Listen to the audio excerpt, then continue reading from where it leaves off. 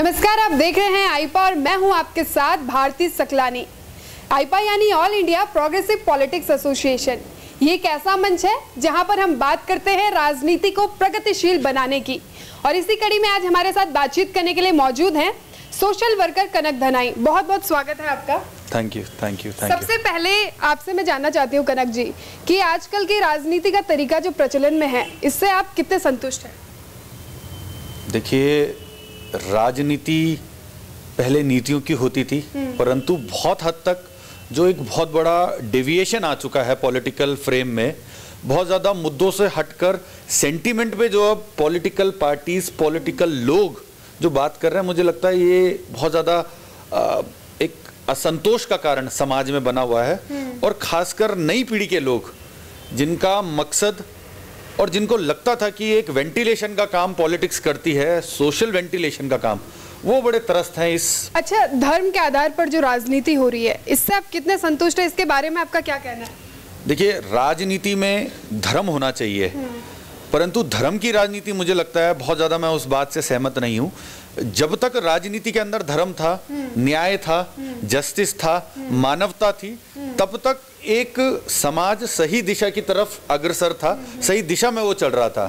परंतु आज स्थिति आप देखेंगे कि जो रिलीजन को पॉलिटिकल एक, हम इसको अगर कह लें कि मोबिलाइज करने के लिए इन चीज़ों का सहारा लिया जा रहा है, और खाली स्टेट लेवल ही नहीं, नेशनल लेवल पे, स्टेट लेवल पे, और जो थर्ड टियर है पॉलिटिक्स का, वहां पर भी इसको इस तरीके से लिया जा रहा है। मुझे लगता है बहुत ज़्यादा एक इस चीज़ में परिवर्तन की आवश्यकता है।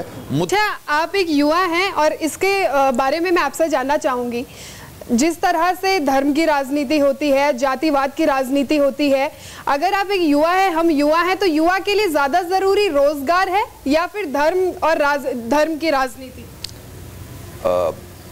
देखिए, ये तो स्वाभाविक है, धर्म तभी बचेगा जब हम लोग जीवित रहेंगे, और जीवित रहने के लिए अर्थव्यवस्था का मजबूत होना अति आवश्यक है। और अर्थव्यवस्था का जो आधार है वो कौशल है, और कौशल से ही रोजगार, रोजगार से अर्थव्यवस्था, और अर्थव्यवस्था जब रहेगी तभी मानवता रहेगी, तभी मनुष्य रहेगा, मनुज रहेगा।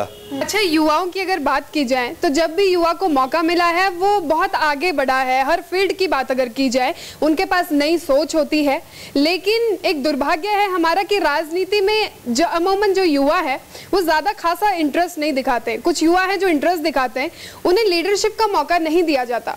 अगर युवा को लीडरशिप का मौका दिया जाए तो क्या कुछ चेंजेस देखने को मिलेंगे? देखिए, मौका कहीं भी नहीं मिलता है, मौका बनाना पड़ता है। और किसी भी आप फील्ड में चल जाइए, अगर आपको सीईओ बनना है, एमडी बनना है, ओनर बनना है, एंटरप्रेन्योर बनना है, तो मौका कोई भी आपके लिए सजीवी थाली नहीं रहेगी। और मुझे लगता है युवाओं जिनको रुचि होगी वो लोग आ भी रहे हैं पॉलिटिक्स में। ऐसा नहीं है कि नए अंकुर नहीं फूट रहे हैं, नए अंकुर भी आ रहे हैं, नई कोंपले भी आ रही है, और नए दीपक भी जलाए जा रहे हैं। अब जो आपका जो सवाल था कि किस तरीके से इसको देखते हैं और उसकी क्या अपेक्षा, मुझे लगता है एक सकारात्मक तरीके से हम लोग देखते हैं। और जब युवा राजनीति में आएगा, बहुत सारी चीजें, जो योजनाएं हैं, जो नीतियां हैं, वो शॉर्ट टर्म प्लान के हिसाब से नहीं, वो लॉन्ग टर्म प्लान के हिसाब से चलेंगी, दूरदर्शिता के हिसाब से नीतियां बनाई जाएंगी, काम होंगे। और नए भारत की क्या अपेक्षा है, मुझे लगता है ये नया भारत ही बेहतर समझ सकता है। इस पीढ़ी में समन्वय है, पुरानी पीढ़ी और आने वाली पीढ़ी का। तो मुझे लगता है ये बहुत ही सकारात्मक सवाल आपने पूछा, और जिस दिशा में ये सवाल जाएगा, इसके जरूर सकारात्मक आउटकम होंगे।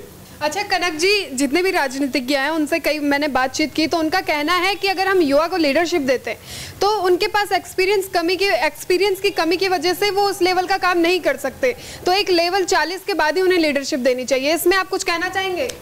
देखिए, एज का जो बेंचमार्क है वो बहुत ज्यादा मैं उसको सार्थक नहीं समझता। ये एक ऐसा प्रदेश है जहाँ पे तिलू रोतेली जैसी वीरांगना 23 साल की उम्र में कत्यूरी राजवंशों के हाथों वो वीर गति को प्राप्त हुई है। श्रीदेव सुमन भी इसी तपोभूमि से हुए हैं, और न जाने ऐसे कितने उदाहरण इस तपोभूमि के हैं। मुझे नहीं लगता है कि उम्र, गौरा देवी हैं हमारे, बहुत से ऐसे आंदोलनकारी हैं, मैं आपको अगर नाम की लिस्ट अगर मैं आपको दूं तो मुझे लगता है बहुत। और देश की राजनीति में भी युवाओं ने बहुत सारे मैं आपको उदाहरण दे सकता हूँ। स्वामी विवेकानंद जी हैं, भगत सिंह जी हैं, सचिन पायलट हैं, सुषमा स्वराज जी हैं। कितने ऐसे उदाहरण देश की राजनीति और प्रदेश की राजनीति से निकले हुए हैं, और वो लोग अपने काम को उन्होंने प्राथमिकता में रखा, सही काम उन्होंने किया, और प्रदेश का खुद का नेतृत्व यूथ है। पुष्कर सिंह धामी जी खुद युवा हैं। मुझे नहीं लगता कि एज कोई बेंचमार्क है, एज कोई। बिल्कुल सही बात आपने बोली है, age is just a number. Age is just a number. और इसमें एक और नंबर मैं आपको बताऊंगा, 22-23 साल की उम्र में डिस्ट्रिक्ट कलेक्टर कोई बन जाता है, वो तो पूरा जिला संभालता है। 24-25 की साल में, 24-25 की एज में बहुत से लोग जज बन जाते हैं, वो पूरा जुडिशियरी सिस्टम देखते हैं। और ऐसे बहुत सारी चीजें, स्टार्टअप, हाँ, आर्मी के जितने भी हैं, 17 साल में वो सोल्जर की जो एक भूमिका है उसको निभा लेते हैं। और जो कंपटीशन फाइट करके जाते हैं, 23-24 साल में उनको पूरी यूनिट दे दी जाती है। तो मुझे लगता है एज उन लोगों के लिए है जो कहीं ना कहीं युवाओं से भयभीत है, डरे हुए हैं। उनको लगता है कि युवाओं के पास ज्यादा पोटेंशियल है, नई पीढ़ी की सोच है, नए आयाम को नए दृष्टि के तरीके से वो लोग सोच सकते हैं, इसलिए हो सकता है वो भय के माहौल में हो। ओल्ड स्कूल पॉलिटिक्स वाला न्यू स्कूल पॉलिटिक्स से जरूर भयभीत रहेगा, और ये होता है, ये हर पीढ़ी की कहीं ना कहीं समस्या रही है। अच्छा धनाई जी, आपसे एक और चीज़ मैं जानना चाहती हूँ कि उत्तराखंड जो हमारा बने हुए हो गए हैं, 21 साल का उत्तराखंड हमारा नौजवान हो गया है। इतने सालों में हमने क्या कुछ खोया, क्या कुछ पाया, क्या उस स्तर का विकास हो पाया है जिसकी हमने कल्पना की थी? देखिए, 21 साल का प्रदेश है और समय लगता है चीज़ों पे। आलोचना करना बड़ा आसान है कि कुछ भी नहीं हुआ है। बहुत सारी चीज़ें अच्छी हुई भी हैं, और जो अच्छी हुई हैं उनको हम आधार मानकर भविष्य के लिए हम लोग आशावादी हो जाएं। और ऐसा नहीं है कि बिल्कुल भी कुछ नहीं हुआ है। आप देहरादून देखिए, पहले कॉलेजेस नहीं थे, आज इतने कॉलेजेस खुल चुके हैं कि बहुत सारे ऑप्शन एक छात्र के पास हैं। अगर हम कैपिटल की बात छोड़ दें, देहरादून की बात छोड़ दें, लेकिन पहाड़ों की अगर बात करें तो उस स्तर का विकास तो नहीं हो पाया ना वहाँ पर हॉस्पिटैलिटी इतनी अच्छी है, ना वहाँ पर स्कूल्स इतने अच्छे। दिन ब दिन पलायन सबसे बड़ा मुद्दा हम लोगों का बन रहा है। सारे लोग जितने भी पहाड़ों में रहते हैं वो देहरादून, ऋषिकेश, उधम सिंह नगर जैसी जगह पर बस रहे हैं। इसका कारण है, इसका जिम्मेदार कौन है? देखिए, पलायन 2 कारण से होता है। एक जो व्यक्ति बहुत ही गरीब है, एक तो वो पलायन करेगा, और एक जो व्यक्ति बहुत ही ज्यादा सक्षम है, दूसरा वो व्यक्ति पलायन करेगा। और उत्तराखंड में जो पहाड़ों से तराई क्षेत्र में आ रहे हैं वो सक्षम लोग हैं, और जो अक्षम लोग हैं वो सीधा सीधा विदेश जा रहे हैं। उनका परिवार आज भी ग्रामीण अंचलों में निवास कर रहा है। तो अगर आप इस डायनामिक्स को देखें, मुझे लगता है जो पलायन की जो थ्योरी है, और लोगों को लगता है कि पलायन मजबूरी में हो रहा है, पलायन आज की डेट में लग्जरी का एक साइन हो चुका है। जो परिवार संपन्न है उसका एक प्लॉट देहरादून में है, और ये एक मापदंड बन चुका है उत्तराखंडी समाज में। तो मुझे लगता है इस बात पे कहना कि पलायन हुआ है, और पलायन मुझे लगता है सक्षमता की भी निशानी है।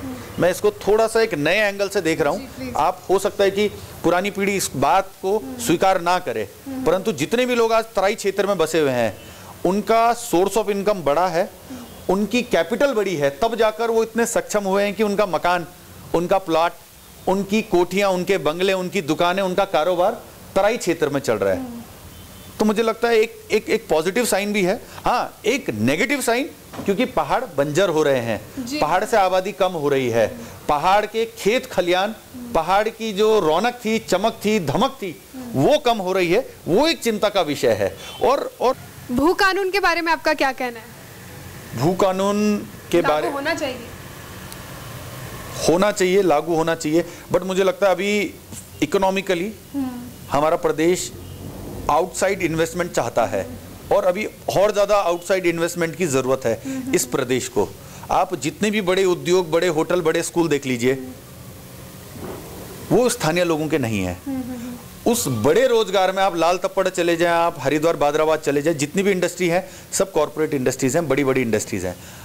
हमारी यहाँ की जो मूलतः जो इंडिजीनियस इंडस्ट्रीज थी उस पर हम लोग काम नहीं कर पाए, और अभी हमें कैपिटल की जरूरत है। मैं आपको एक उदाहरण तपोवन क्षेत्र का देता हूँ।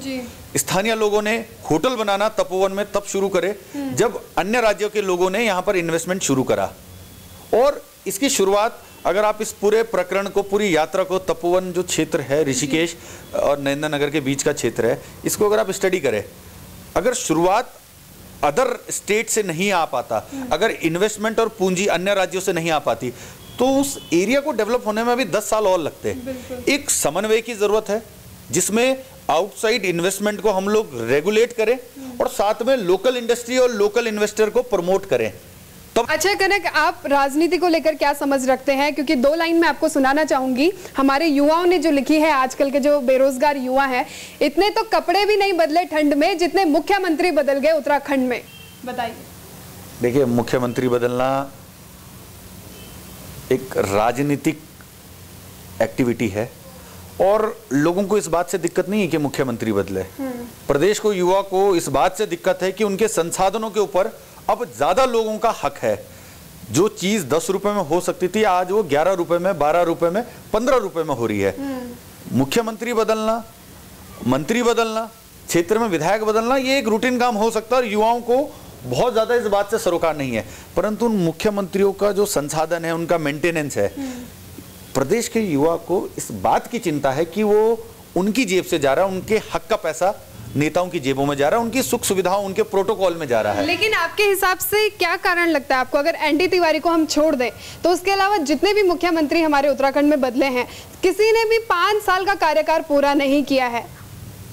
देखिए, जो परिवार बड़ा हो जाता है वहाँ भाइयों के चूल्हे अलग अलग होते ही हैं और आज ये स्थिति है प्रदेश में। यहाँ जितनी भी रेस है वो सिर्फ और सिर्फ मुख्यमंत्री और प्रत्याशियों की है। बिल्कुल। काम करने के लिए स्थानीय प्रतिनिधि सही चुने। मुख्यमंत्री कैसा आता है उससे बहुत ज्यादा आपको लाभ नहीं होने वाला, मंत्री कौन बनेगा उससे लाभ नहीं होने वाला। हाँ, पर जो स्थानीय और क्षेत्र में जिस व्यक्ति ने काम करना है वो विधायक होगा। तो विधायक अगर हम सही मापदंड के साथ चुने, मुझे लगता है एक अच्छा मुख्यमंत्री भी मिलेगा और अच्छा प्रधानमंत्री भी मिलेगा।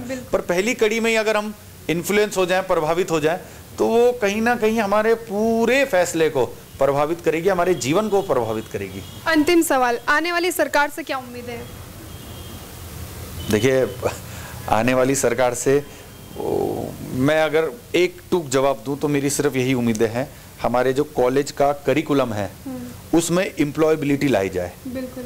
अभी जितने भी कोर्स आप कर लीजिए, आप डीएवी से कर लीजिए, पीजी कॉलेज से कर लीजिए, एमपीजी से कर लीजिए, प्राइवेट से कर लीजिए, कोर्स करने के बाद भी बच्चा इतना हुनरवान नहीं है कि वो कहीं भी प्राइवेट सेक्टर या गवर्नमेंट सेक्टर में कॉम्पीट कर सके, वो दिल्ली यूनिवर्सिटी और प्राइवेट यूनिवर्सिटी के बच्चों से कॉम्पीट कर सके।